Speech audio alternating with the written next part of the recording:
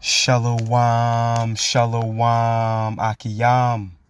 First and foremost, I would like to give all praise, honor, and glory to Yahweh, Bahashem, Yahweh Shai, Bahashem, Rakah, Kodash. I would also like to give a double honors to the elders and apostles of Great Millstone, where I learned this 144% truth. I would also like to say peace and salutations to the hopeful elect, starting with the 144,000 men of Israel, which consists of the servants, the prophets, whom have been ordained since the foundations of this earth to sing this new song, which comes in the form of this gospel, which would be preached throughout all four corners of this earth and rest upon the ears of the innumerable multitude, men, women, and children of Israel, who may be scattered throughout all four corners of this earth. Let's just bayan back again through the spirit and power of Yahweh, Bahashem, Yahweh Shai. And I just wanted to get into a brief lesson going into this short that came across my feed. And as you can see, it says, we don't need men. All right, you know what this is talking to. All right, these modern day women and the mindset of Babylon. All right, first and foremost, because we understand that this is the mother of harlots. All right, pursuant to Revelations, the 17th chapter and the 5th verse, and the abominations, man, the abominations of the earth.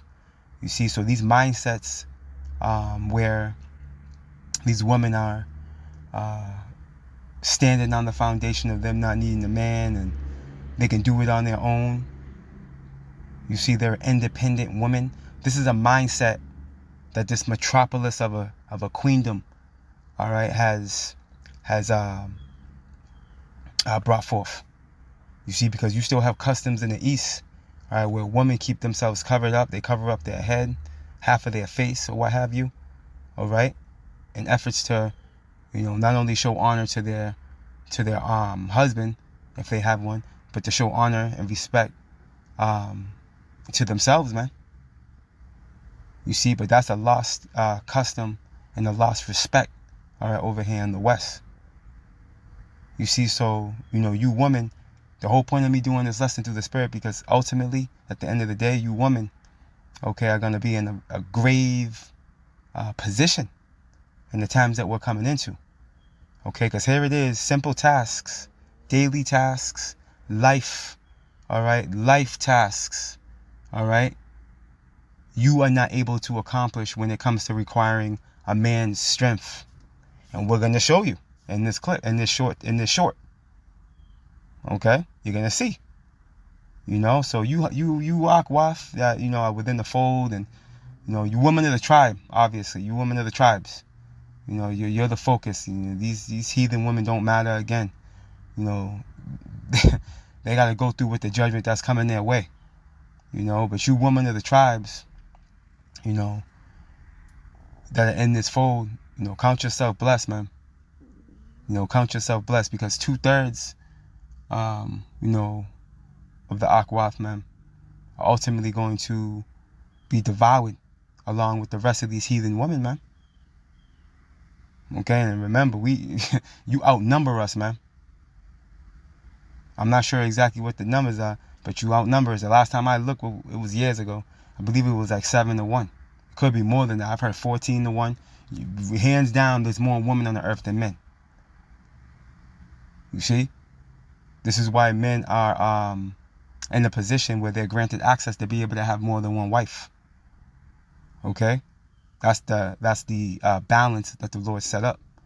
But of course, we understand we live in a wicked society under Esau, Edom.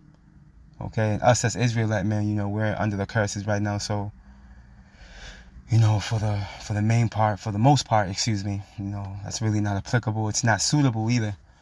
It's lawful, but it's not expedient. We're in a position where we can barely take care of ourselves, man. Here it is. What do we look like? Having 3, 4, 5, 6, 7, 8, 9, 10 wives, man. Shit don't make sense. But anyways, especially with the mindsets that they carry. You see, these women are not right on this side. You see, it will make more sense in the eon to come, where order will be established, and these women will know their rightful lot as women, as female servants. because that's exactly what you are. Okay, what do you think woman means? Okay, you are the weaker vessel, as it tells us in, let's start here, through the Spirit. We're going to play that clip.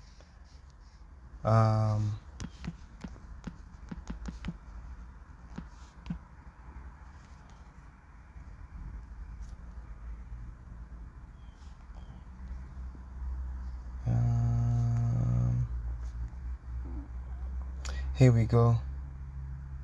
The book of 1 Peter chapter 3 and verse 7, and it reads right to the point. Likewise, ye husbands, dwell with them, right? Who? Our wives. Listen, according to knowledge, giving honor unto the wife, as unto the weaker vessel. And we know a woman is a man's glory.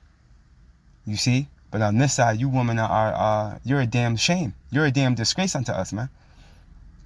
Okay? Here it is. You got all these bodies on you when we get you.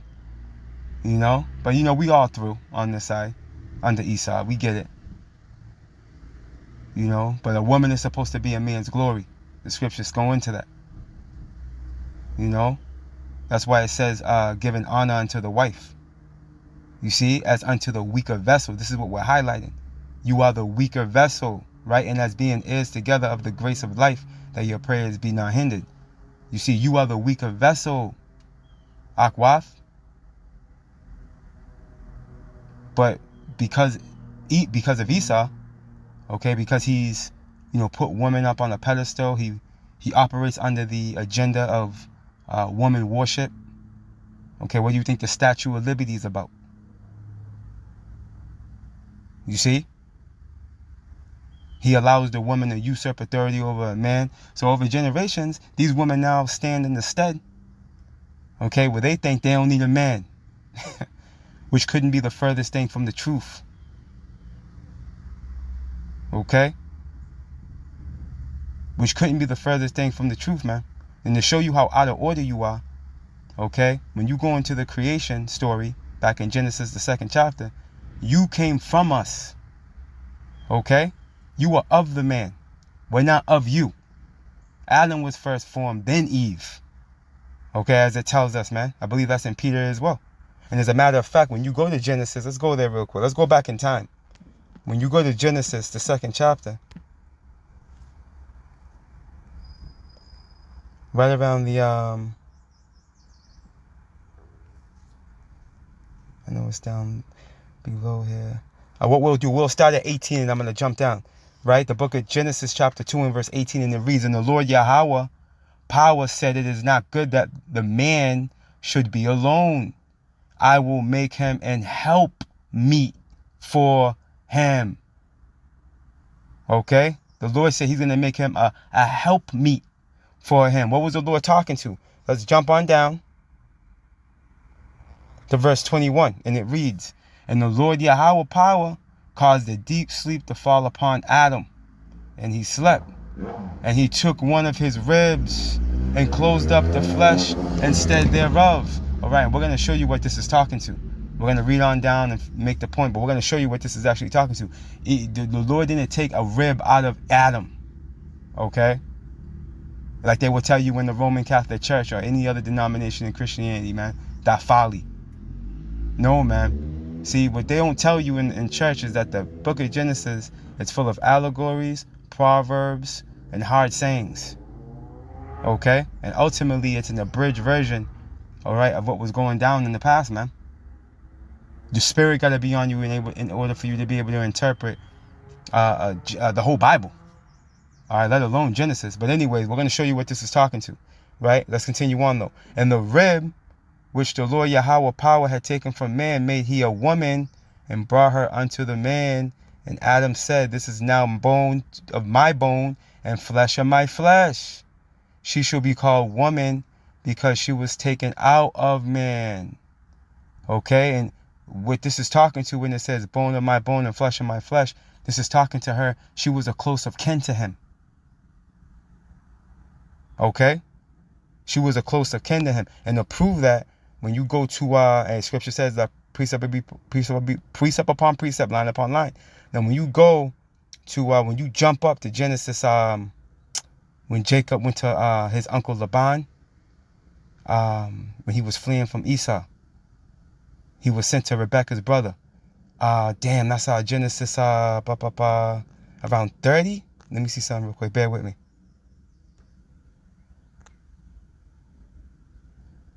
No. Here we go. 29. Right? Listen.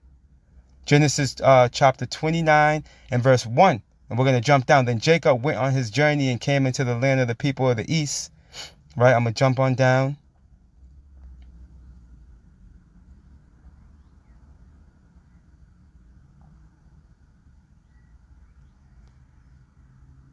I'm going to start at verse 13. And it came to pass when Laban heard the tidings of Jacob, his sister's son, right, that he ran to meet him and embraced him and kissed him and brought him to his house. And he told Laban all these things. And Laban said unto him, surely thou art my bone and my flesh. And he abode with him space of a month. You got to understand what this is talking to. He was his nephew via his sister Rebekah's son. He was a closer kin to him. This is what this is talking to in Genesis, the 2nd chapter, regarding the woman, Eve, all right, coming from the rib of Adam. She was close of kin to him. Just wanted to highlight that point. All right, there's lessons within lessons, as the beloved Elder Tahar says. As the beloved Elder Apostle Tahar says. Forgive me. Okay? Now going back to the point, okay, as far as you women are concerned, as you can see, you derive from the man. You were brought forth as a help me. Okay, because in reality, you are what? You're a female servant. You're not built to do what the man does. And hey, let's prove it. When you go into the etymology of the word woman, bear with me, let me get it up.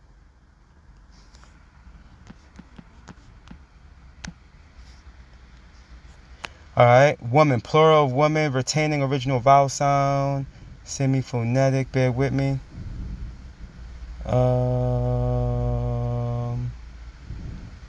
You know, Esau, could he have changed it and taken it out? Let's find out. Matter of fact, let's get this. Here we go. Adult female human. This is woman under a noun, right? Literally woman, an alteration. Woman, female servant. There you go. Let's highlight this. There you have it. Hey, female servant, man. All right? You're a female servant. You're not built to lead. You're built to serve. This is why the woman, real time, is completely out of her mind. Because she's not being led, all right, by a man. And the men that do try to lead her, it comes in the form of Pookie and Ray Ray, man. And if she does get a good man that can lead her, she ain't right. She's out of there. She got 100 bodies on her. She's already far gone. But she got a good man, though. You see, it's because of the society that's been created through Esau. You see, everything's been flipped upside down. All right, but the point we're making in this lesson is that you women, all right, are built to be servants, man. All right, you're built to be led by your husband, not your husband led by you. You can't do what we do. You can't move how we move. Okay, you don't think how we think. You see? Here it is. You tapped into emotion. A man's tapped into instinct, man. We move. We got instinct. You move off of emotion. We move. We're rational in our thinking. We think rationally. You know? We consider, okay, the circumstances, man. We count the costs. We weigh out the balance of a situation. You work off of emotion. You are built to serve. You are built to be led. Point blank, period. And this is why you're making asses of yourselves, okay, trying to be a man, trying to be a leader. Okay, let's go here. We don't need no man.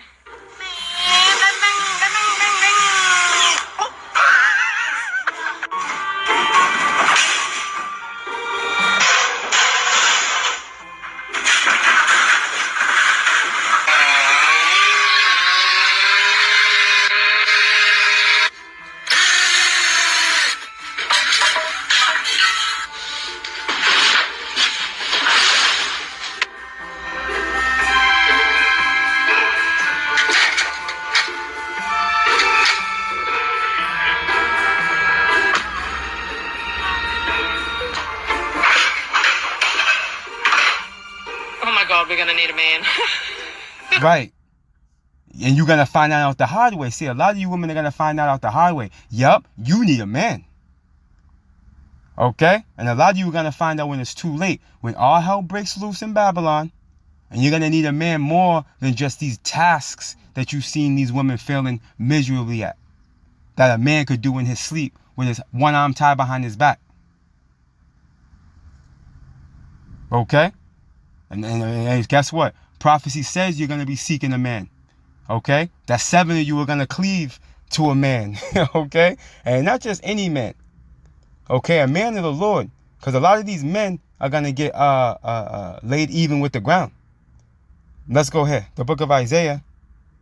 You actually know where I'm going. Chapter 4 and verse 1. And it reads, and in that day, 7 women shall take hold of one man, man. 7 going into what? Completion. A complete number of women are going to take hold of one man. It could be more. It could be less. It could be 7. Right? Saying, we will eat our own bread and wear our own apparel. Only let us be called by thy name to take away our reproach, man. Let's get this in the NLT.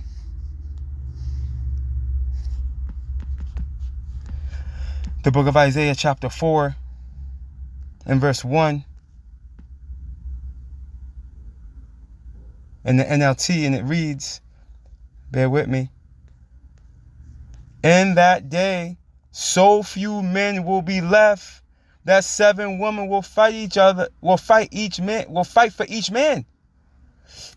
Okay? You see that?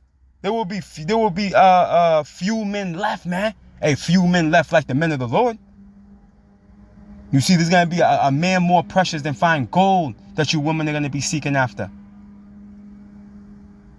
But only you of the lucky, predestinated, elect woman are going to be able to seek after him.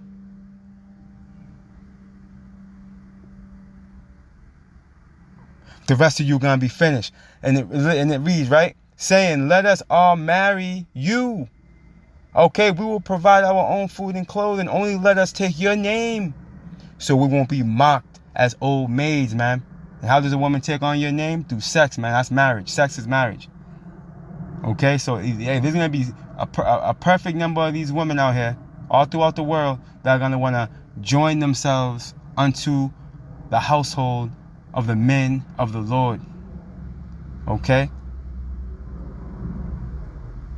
And the men of the Lord, it's going to be a scarcity in those days, man. There's not going to be many. You barely got any options now. What makes you think you're going to have any options when all hell breaks loose, man? The lights go out and the famine has come into effect. Okay, where you become a prey now. You see? And you're going to really need a man at that time. So yeah, you women, humble down. Humble down. Humble down, man. Okay? Because at the end of the day, guess what? You need us more than we need you.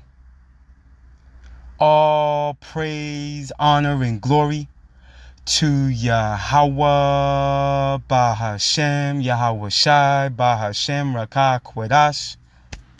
Double honors to the elders and apostles of Great Millstone, where I learned this 144% truth. Lord willing, you Akiyam and Akwaf were edified. Shalom.